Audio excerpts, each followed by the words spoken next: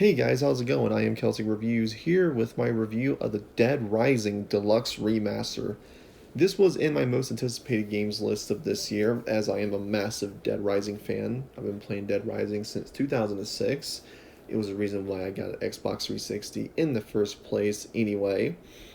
And I've just been playing the games ever since. I still play Dead Rising 2 off the record and Dead Rising 3 still to this day. And I do love the first game. It's a phenomenal game, and to me, this remaster is the definitive way to play Dead Rising 1. I said it. And I know a lot of Dead Rising purists are going to hate me for saying it, but I do believe this version of the game is the definitive way to play Dead Rising 1 now. Due to everything they added, the new quality of life features and added back cut content, it makes it the ultimate experience to play Dead Rising. And while there is censorship, and I'll go into it in my review as I did in my last video a couple days ago, the positives far outweigh the negatives in this case for this deluxe remaster. So let's just go into the review starting with the graphics. Of course, this game is beautiful. This game looks great. It's running on Capcom's RE engine. And honestly, I am very surprised how well the RE engine handles the amount of zombies on screen when it comes to Dead Rising. Now, it seems they slightly increased the number of zombies on screen from the first game due to how hardware has advanced over time. But it seems like the RE engine, from what I played, seems to be handling the mechanics of Dead Rising extremely well. It's a very versatile engine. Capcom's been using it for a ton of different games. Most notably, it's used for Resident Evil, but you've also seen it in things like Dragon's Dogma and Street Fighter 6. So it was a pretty versatile engine, and I'm happy to report that the game holds its graphical fidelity quite well. You can tell they worked their asses off to make the Willamette Mall, the character models, everything look amazing. Everything they made Dead Rising feel modern and look modern too. Like I said, it's a very beautiful game, so graphics is not an issue here. The gameplay is the same, but at the same time not. This game doesn't feel as janky as the original Dead Rising. Now you can swap it to the original control scheme where they removed some of the newer features they added to make the game more smooth, to have that more classic Dead Rising feel. I played it with the modern controls to see how it worked out, and to me, it made it more of an enjoyable, pleasant experience to play.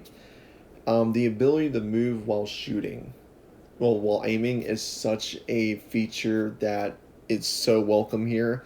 If you didn't know, they actually introduced that originally in Dead Rising 2 for the Dead Rising franchise, and it's been in the franchise since. Now we can officially say Dead Rising 1's remaster, the deluxe remaster, now has it. So it's really nice to have that sort of feature. The there's a ton of quality of life features here that make this game a lot more enjoyable, but I'll get to that at a later point in this review. But the gameplay is very familiar. If you played Dead Rising back in the day or the 2016 remaster, this is all going to feel very similar, but also feeling a bit smoother as they changed how the game feels while also staying true to the original Dead Rising, which I personally love the fact that they did that. It makes not only newcomers happy to get into the game, that make it easier for them to get into the game. It also makes veterans such as myself still have that nostalgic feeling of playing the original Dead Rising. They perfectly balanced it, in my opinion. Okay, let's get into the voice acting, which was one of the bigger controversies. To me, everyone except one person to me did a pretty good job. I am actually a huge fan of Frank's new voice. I understand a lot of people still wanted TJ Rotolo to come back. I understand that, and as I said in my previous video, TJ Rotolo will always be the definitive Frank West. However, there is not an issue to have someone else voice him.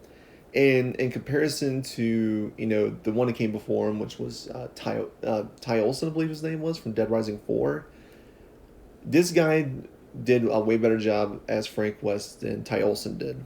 Is he as good as TJ Rotolo? No.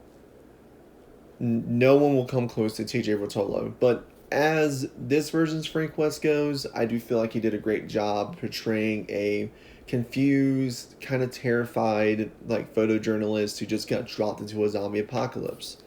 I think he nailed it pretty well, and I do think the voice. I hope, in my opinion, I wouldn't mind seeing this actor come back from Frank West if they do an off the record deluxe remaster, or if they do a Dead Rising 2 definitive remaster, well, deluxe remaster with the DLC included. Because if you didn't know, he was also in Dead Rising 2's DLC Case West. So I'm hoping. I wouldn't mind him coming back. I would not mind. Everyone else did a great job, with the exception of Brad. I do think his voice actor did the weakest. It just felt like he didn't put as much emotion in his lines in comparison to everyone else in this deluxe remaster. So it felt a bit off. um, Listening to him deliver the lines that the original did way better. So that's like the one of the negatives I will say is that Brad's voice actor didn't do the best. But everyone else did a great job, in my opinion. A great job. Now let's talk about the added stuff and the removed stuff. So, this deluxe remaster actually adds cut content. Two of the notable ones being the rocket launcher coming back and the flash camera mechanic, which was going to be in the original Dead Rising, has been added back in this deluxe remaster. It is great to be in a very dark room in this game and use the flash and just see how great the lighting looks. Because the lighting in this game is fucking phenomenal. It is the RE engine after all. But the flash mechanic is great. While it doesn't add much purpose to the game, it is cool to be in like a dark area and then take a picture with the flash on and see how it looks in the dark. It's really, really cool looking. The rocket launcher, of course, is a thing that Dead Rising fans wanted for a long time, ever since we found out that it was going to be in the original game, but was wound up being cut. It is cool seeing that they added it back to Dead Rising for this deluxe remaster. It is great. The removed stuff, gameplay wise, there's only one thing removed, and that was the removal of erotica points. Now, as I explained in my video, my last video, I don't view this as a big deal. To me, the erotica points never really added anything crazy to the gameplay loop anyway. It was just a photography category that you can have. So to me, I didn't really miss it. I didn't even notice it. It was whatever. I mostly took pictures of the, carnage I was doing, or just some goofy ass pictures. Never really wanted to take any lewd photos in the game, so I never really noticed it was missing. But that's me. I just didn't really care that it was gone from this game. It was a whatever thing. And then there's the censorship, which I got into in my previous video. Now, after playing the game, I beat it. The censorship had no impact on me. While Cliff's lines is a bit odd, during the boss fight, they still portray him as a soldier with PTSD. Now they just don't make it clear that he was a Vietnam vet. However, they still do lines where he is a soldier with PTSD. So it's a give or take. I still would have preferred them keeping the Vietnam lines in there, but the new lines they added for Cliff, it's not terrible, but that was the one thing I did agree with. No, that was negative censorship. After playing the boss battle, I still feel the same way about it. It didn't impact me personally, but it just felt a little bit off. And then there is the Butcher's character model, which to me is an upgrade. I think the new character model looks way better than the older character model. It fits the graphical style more than what it would have looked like if they would have used the old character model and up-resed it, in my opinion. So, but again, that's just me. It really didn't have that big of an impact on me. It didn't ruin my experience with Dead Rising Deluxe Remaster. I had just as much fun as I always had playing the original Dead Rising. Now, there are some negatives with this game. Some. For one, There are some frame stutters here and there within this game. I played it on Xbox Series X, and the game did dip in frames every now and again. It wasn't often, but it was like for the first few seconds, whenever you enter a big area, it would stutter just for like a couple seconds, and it'll go back to 60 FPS smooth. So maybe that's something you could patch out with an update, but it was there, and I do have to mention it. Another negative, in my opinion, and I know that this one's going to be a bit weird, they made leveling up a little bit too easy within this deluxe remaster. By the end of my playthrough, I was already at level 41. In comparison, when I played and beat the original Dead Rising, my level was around level 26, level 27. So they did make leveling up in this game a little bit too easy, in my opinion. The whole point of Dead Rising is the replayability you have with not only 72-hour mode, but with overtime mode and the infinity mode. Making it a little bit too easy to level up kind of made things a little bit easy, and the game is easier than the original release, which, depending on how you view things, can be a positive or a negative, because I know there are people out there who played the original Dead Rising who found the game just a tad bit too difficult for them, which is, that's a fair complaint, as the original Dead Rising was a very challenging game. But there are people out there who do want that challenge that the original game provided.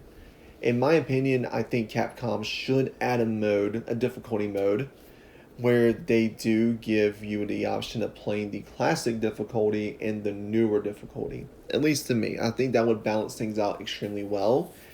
And to me, they should balance out the XP system to be something like akin to Dead Rising 2. Dead Rising 2's XP system was a slightly faster than Dead Rising 1's, but it wasn't too fast. It still took a little bit to level up, but it wasn't like this game where it was ridiculously fast to level up. Let's get into sound design. It's pretty good. I do think the sound design in this Deluxe Remaster is great. The gunshots sound a bit off, but that's with anything within the RE engine. Even Resident Evil 4's remake had off gun sound design, so that's more of a RE engine thing. But everything else was great.